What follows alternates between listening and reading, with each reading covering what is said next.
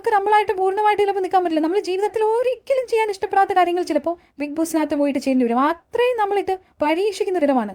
After all ഇതൊരു survival ഗെയിമാണ്, സർവൈവലാണ്. അതിനകത്ത് വേറൊന്നും പിന്നെ പറഞ്ഞിട്ട് കാര്യമില്ല. നമ്മൾ സാധാരണ ജീവിതത്തിൽ ഇഷ്ടപ്പെടാത്ത കാര്യങ്ങൾ ചെയ്യേണ്ടി വരും. സാധാരണ ജീവിതത്തിൽ നമ്മൾ ചെയ്യാത്ത പലതും അതിനകത്ത് ചെയ്യേണ്ടി വരും. സോ അങ്ങനത്തെ ഒരു ഷോയിലേക്ക് പോകാൻ വരുന്നവർ ഈഗോ അല്ലെങ്കിൽ നാണക്കേട്, ദേഷ്യം ഇതൊക്കെ കൺട്രോൾ ചെയ്യുകയോ മാറ്റി വയ്ക്കുകയോ ചെയ്യുക എന്നുള്ളതേ പറയാനുള്ളൂ. സോ അഗ്നിപരീക്ഷ എന്ന് പറയുന്നത് ബിഗ് ബോസിലേക്കുള്ള ഒരു ചവിട്ടുപടിയാകുമ്പോൾ അവിടെ ജഡ്ജസ് ഒന്ന് ചൊറിഞ്ഞാലും അല്ലിക്കവർ കൊളുത്താതെയൊക്കെ പരമാവധി നമ്മൾ കൺട്രോൾ ചെയ്ത് നിൽക്കുക എന്നുള്ളത് ഷാമോനടക്കമുള്ള കണ്ടസ്റ്റൻസും മനസ്സിലാക്കുന്ന ഒരു കാര്യമാണ്.